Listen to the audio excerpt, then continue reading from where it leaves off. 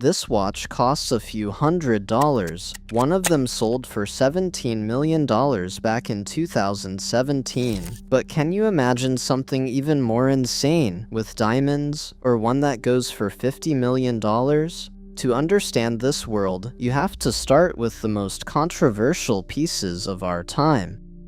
Floyd Mayweather, a man who earned over $1 billion from boxing, paid $18 million for a watch. And here is the strangest part. If he had tried to sell it the next day, he would have gotten significantly less. I am talking about the Billionaire. It exists precisely on the boundary between jewelry and mechanical art. The case, bracelet, and bezel are entirely covered in emerald-cut diamonds.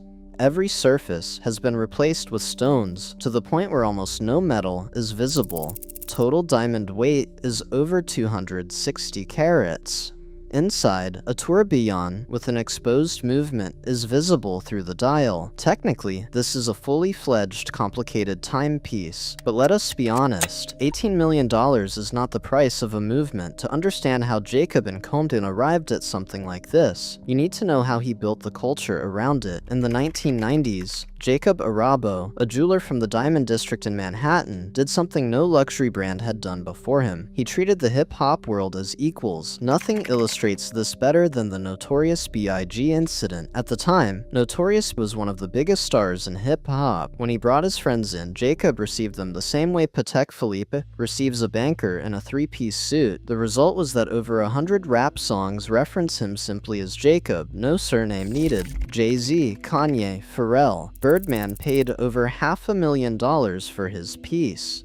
Jacob and Combe watches appeared in music videos more than any other brand that decade. Then, unexpectedly, in 2006, the FBI arrested Jacob. It emerged that he had laundered $270 million in drug money for the Black Mafia family. He served 2.5 years in federal prison. At sentencing, he said that he was ashamed that he had broken the laws of a country that had treated him so well. That should have been the end. But after his release, he opened a manufacturer in Geneva. He created the Astronomia Tourbillon, a three-dimensional solar system beneath a sapphire dome, with 832 components inside. The watchmaking world, which had dismissed him for years, was forced to reconsider. Then came the Billionaire, and the story with Mayweather. Early Jacob and Combe models, however, lose 80 to 90% of their value on the secondary market. If you pay $50,000, the next buyer will offer $5,000. By any financial standard,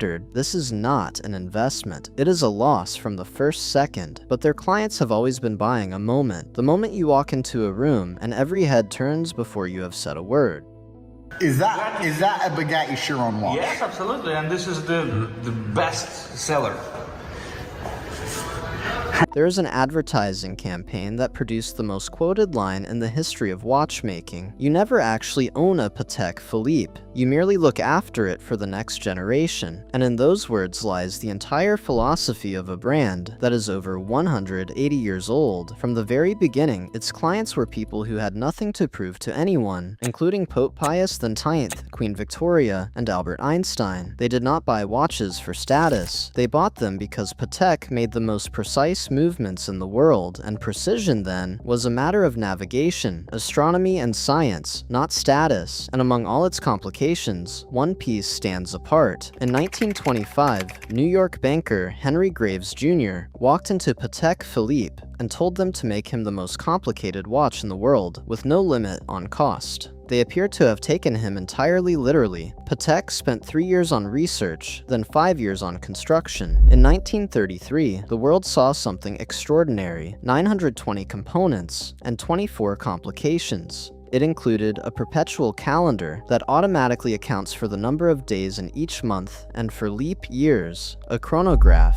a mechanical alarm, and a map of the night sky, precise for the specific address of Graves's home on 5th Avenue in New York. As you might imagine, this comes with a price tag to match, especially in a world populated by wealthy rappers. In 2014, the Henry Graves super complication came up for auction in Geneva. The final price was $24.4 million. At the time, it was the most expensive mechanical watch ever sold at auction. What makes it genuinely remarkable is that the watch had not been wound since 1969. So it all comes back to one thing. You merely look after it for the next generation. That is not a slogan, it is a way of thinking.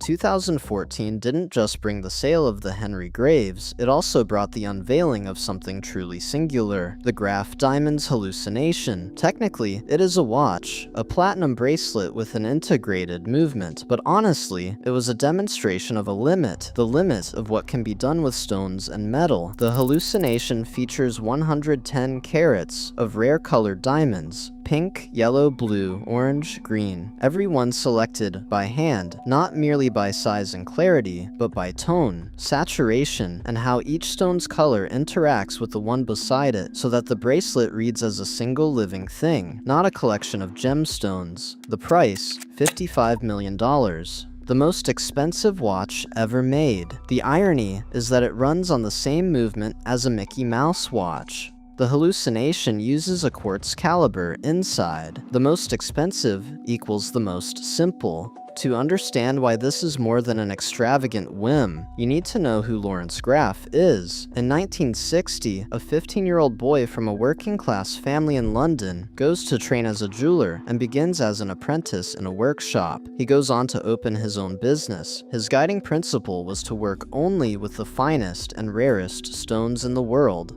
Over time, this becomes a business model that effectively defines the upper tier of the diamond market. Graff doesn't deal in mass product. He hunts for singular stones that appear once a decade or less. Among them, the Pink Star, a 59-carat pink diamond sold in 2013 for $83 million.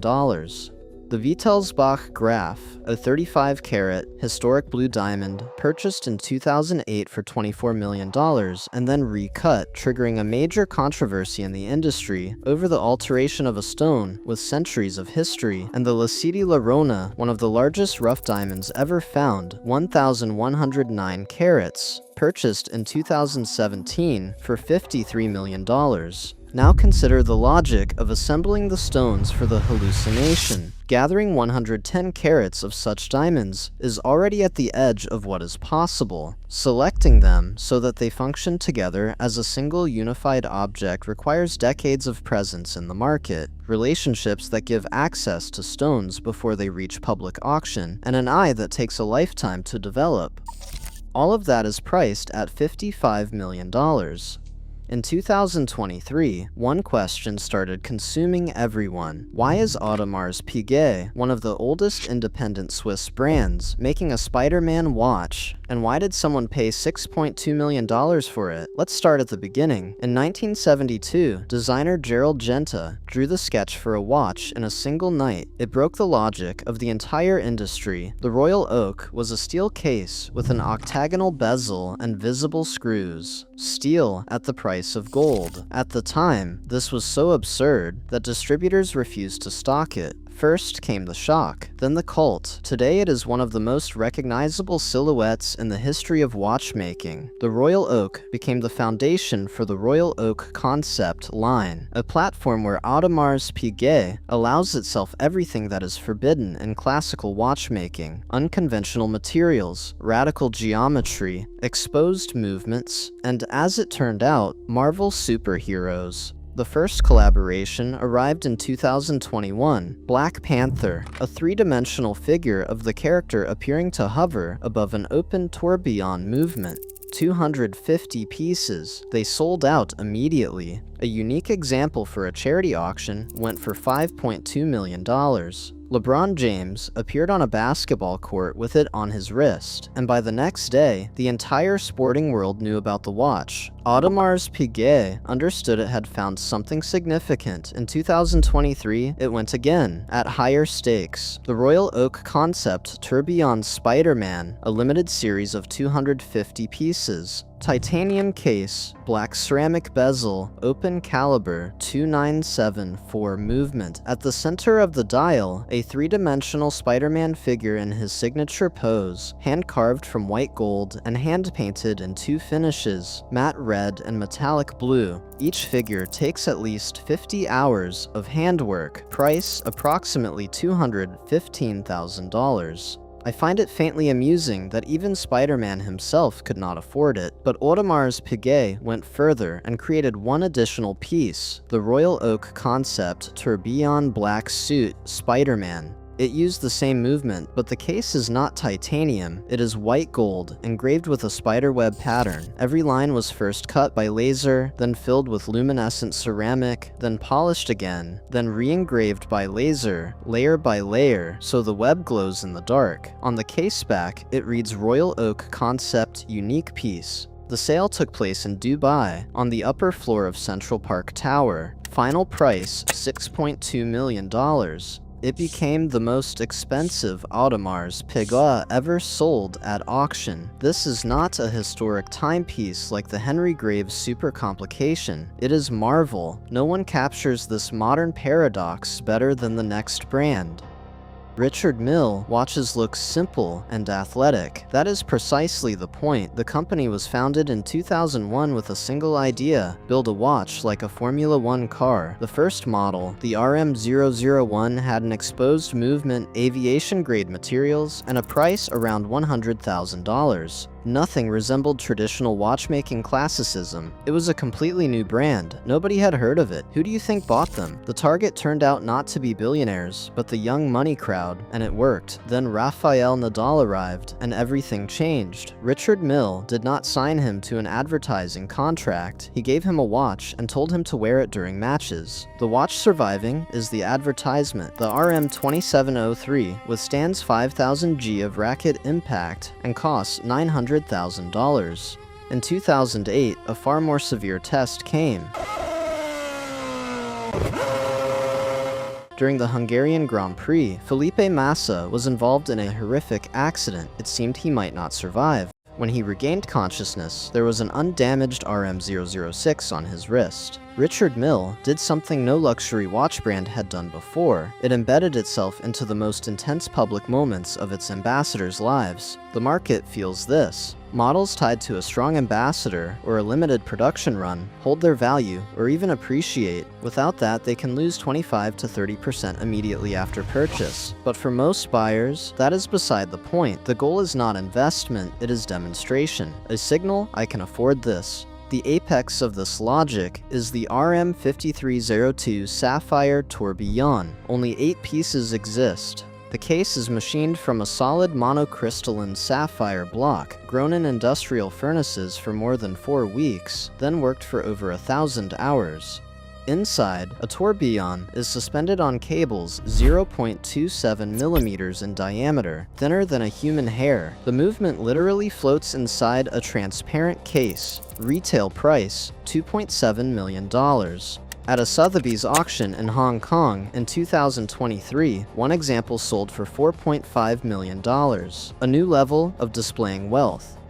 In 1968, Paul Newman received a watch as a gift from his wife. On the case back, she had engraved, "Drive carefully me." It was a Rolex Daytona reference 6239. At the time, it cost a few $100s. In 2017, that specific watch, with that same engraving, sold at a Philippe auction in New York for $17,752,500. A new record for Rolex at auction, one of the highest prices ever achieved for a production watch in history. What happened between a few $100s and $17 million? Paul Newman wore this watch everywhere, on film sets, at motor races. He was a serious racing driver, not a celebrity playing the part. Photographers captured him constantly, and the Daytona with its distinctive exotic dial, with small sub-dials and a contrasting color scheme, appeared in dozens of images. Because of him, the entire type of Daytona dial with that that color layout acquired the name Paul Newman among collectors. People simply started calling it that, and the name stuck, but Newman never advertised Rolex. He wore the watch because he liked it, and because his wife had given it to him. In 1984, he gave it to James Cox, a young man who was dating his daughter. Cox wore it for years, not fully grasping what he had on his wrist. In 2017, James put the watch up for auction, and the market replied with a number that still sounds like a misprint until you begin to understand the logic. The Rolex Daytona reference 6239 is a fine watch, but thousands of dials like it were made. On the secondary market, a Paul Newman Daytona in good condition trades for between $100,000 and $300,000, already many times the value of an ordinary Daytona from the same era. But Newman's specific watch, the one in the photographs, with that engraving, with that provenance documentation, is a primary artifact. The price of something like that is set by the market for cultural memory, and that market has no ceiling. And in that lies the final answer to the question about luxury that runs through this entire video. Every brand has its own version of it, but the further you go, the less rational sense any of it makes.